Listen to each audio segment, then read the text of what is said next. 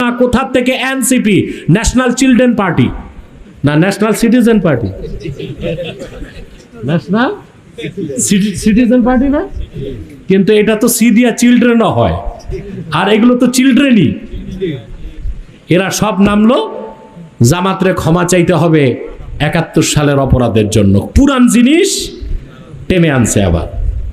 আমি উদাত্ত আহ্বান করছি, যারা ইসলামকে বিশ্বাস করেন, হোক বিএনপি, হোক জামাত, হোক খেলাফত, হোক মজলিস, আগে বাংলাদেশকে বাঁচান।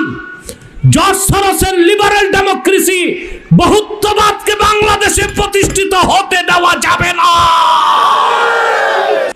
16 বছরের দুঃশাসন থেকে দেশ মুক্ত হয়েছে 24-এর 5ই আগস্ট। 5ই আগস্টের পর আমরা যেরকম বাংলাদেশ চেয়েছিলাম তা পেলাম না, ভুল গন্তব্যে বাংলাদেশ ছুটছে। প্রথমে দেখলাম দ্বন্দ্ব শুরু হলো নিজেদের মধ্যে, জামাত আর বিএনপির মধ্যে, ঠিক না? এই দ্বন্দ্বটা হলো কেন? এরা তো ভাই ভাই ছিল, তার মানে দ্বন্দ্বটা সৃষ্টি করা হয়েছে। দ্বন্দ্বটা এরপর বন্ধুত্ব ছিল জামাত আর এনসিপির মধ্যে। এখন দেখি এনসিপি নামছে আবার জামাতের বিরুদ্ধে। তো 53 বছর বাংলাদেশে যারা রাজনীতি করলো তারা রাজনীতি করবে না কোথা থেকে এনসিপি, ন্যাশনাল চিলড্রেন পার্টি না ন্যাশনাল সিটিজেন পার্টি, কথা বলে ন্যাশনাল সিটিজেন পার্টি না, কিন্তু এটা তো সি দিয়া চিলড্রেনও হয়, আর এগুলো তো চিলড্রেনই। এরা সব নামলো জামাতরে ক্ষমা চাইতে হবে ৭১ সালের অপরাধের জন্য। পুরান জিনিস টেনে আনছে আবার। তাহলে বোঝা যাচ্ছে এরা চাচ্ছে বিএনপিও ক্ষমতায় না আসুক, জামাতও না আসুক, হেফাজতও না আসুক, আলেম ওলামা না আসুক, তো ক্ষমতায় আসবে কারা? এই যে খতনা করছে 2 দিন আগে, এরা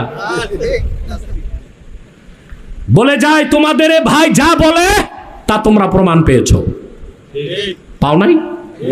আমি বলে যাচ্ছি, এনসিপি কে যদি এখনই আপনারা শক্ত হাতে কন্ট্রোল করতে না পারেন, গোটা বাংলাদেশের স্বাধীনতাকে তারা মার্কিন যুক্তরাষ্ট্রের কাছে বিক্রি করে দিবে। যারা যুগের পর যুগ রাজনীতি করলো, বিএনপি, জামাত, খেলাফত, মজলিস, এরা কেউ থাকবে না। ওনারা খতনা করছে 2 দিন আগে, হ্যাঁ, এনসিপি, ন্যাশনাল চিলড্রেন পার্টি, ওনারা ক্ষমতায় যাবে। রাজনীতির র তো বুঝে না। দেশ স্বাধীন এক জিনিস, রাজনীতি আরেক জিনিস, রাষ্ট্র পরিচালনা আরেক জিনিস।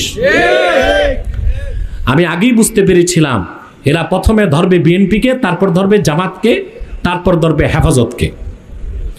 এরা কি চায় এটা বলবো? কি রকম রাষ্ট্র চায়? এখানে অনেক যুবক আছে, ওরা মনে করতে পারে হুজুর আমাদের বিরুদ্ধে বলতেছে। বলে দিব, আমেরিকাতে এক ইহুদি আছে, ধনকুব, তার নাম জর্জ সরস। জর্জ সরস এই লোকটা একটা নতুন মতবাদ বের করছে, এটার নাম লিবারেল ডেমোক্রেসি। লিবারেল, এতদিন তো শুনছেন ডেমোক্রেসি, এটা হচ্ছে লিবারেল ডেমোক্রেসি। এই নতুন গণতন্ত্রের এই ভার্সনটাকে বাংলাদেশে প্রতিষ্ঠিত করার দায়িত্ব দিছে এনসিপি কে। কাকে? এই মতবাদ রাজনৈতিকভাবে প্রতিষ্ঠিত হলে শর্ত হচ্ছে পোলারিজম, বহুত্ববাদকে রাখতে হবে। কি বহুত্ববাদ? বহুত্ববাদ মানে হচ্ছে ট্রান্সজেন্ডার, মহিলা, একটা মহিলা বলবে আমি পুরুষ, ওটা কি কিয়ামত তক পুরুষ হবে? বহুত্ববাদ বুঝতেছেন ভাই? অর্থাৎ যার যেই মতবাদ সেটাকে রাষ্ট্র কি করবে? যেমন একটা বেরোছে ট্রান্সজেন্ডার। ট্রান্সজেন্ডার হচ্ছে লিঙ্গ পরিবর্তন, কাইটা পরিবর্তন না, নিজের মনে মনে পরিবর্তন। অর্থাৎ মেয়ে একটা বলবে আমি তো মেয়ে না, আমি ছেলে, প্যান্ট শার্ট লাগাবে, রাষ্ট্রকে স্বীকৃতি দিতে হবে, হ্যাঁ সে যেহেতু বলতেছে কি সে হচ্ছে ছেলে। ছেলে একটা বলবে না আমি তো ছেলে না, আমি মেয়ে, হাতে ছুরি লাগাবে, মহিলাদের মতো একা একা হাঁটবে, রাষ্ট্রকে বলতে হবে সে কি। এটা হচ্ছে বহুত্ববাদের একটা অংশ। তারপরে freedom of speech, freedom of expression, মনের বাক স্বাধীনতা, মুক্ত চিন্তার নামে যখন তখন ইসলামের বিরোধিতা করবে, আমরা প্রতিবাদ করতে পারবো না, কারণ বলা হবে এটা বহুত্ববাদ, বহুত্ববাদের একটা অংশ। এটা যদি হয় বাংলাদেশে, ভাই, বাংলাদেশকে আর মুসলিম রাষ্ট্রের পরিচয় থাকবে? এই এনসিপি জর্জ সরোসের পয়সা খাইয়া দেশকে ওই দিকে নিয়ে যাচ্ছে। আমি উদাত্ত আহ্বান করছি, যারা ইসলামকে বিশ্বাস করেন, হোক বিএনপি, হোক জামাত, হোক খেলাফত, হোক মজলিস, আগে বাংলাদেশকে বাঁচান। জর্জ সরোসের লিবারেল ডেমোক্রেসি, বহুত্ববাদকে বাংলাদেশে প্রতিষ্ঠিত হতে দেওয়া যাবে না।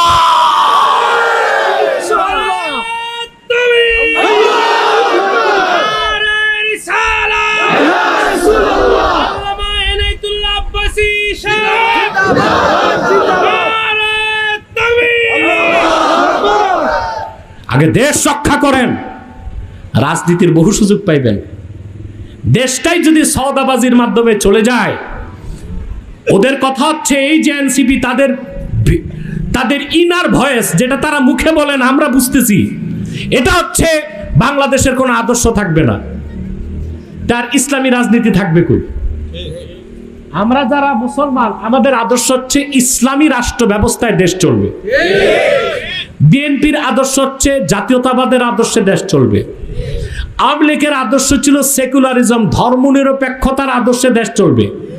ওরা নতুন মতবাদ আনছে যে না, রাষ্ট্রের কোনো আদর্শ থাকবে না। এর মানে ঘুরিয়ে ফিরিয়ে রাষ্ট্রকে লিবারেল ডেমোক্রেসি, এটাও তো একটা আদর্শ, ইহুদি জর্জ সরোসের আদর্শ। এক সাগর রক্তের বিনিময়ে তা হতে দেওয়া হবে না। 50 বছর এদেশের মুসলমান রক্ত দিয়েছে ইসলামের স্বার্থ রক্ষা করার জন্য। আজ হোক কাল হোক, কোরআন সুন্নাহর রাজনৈতিক আদর্শে বাংলাদেশ প্রতিষ্ঠিত হবে ইনশাআল্লাহ।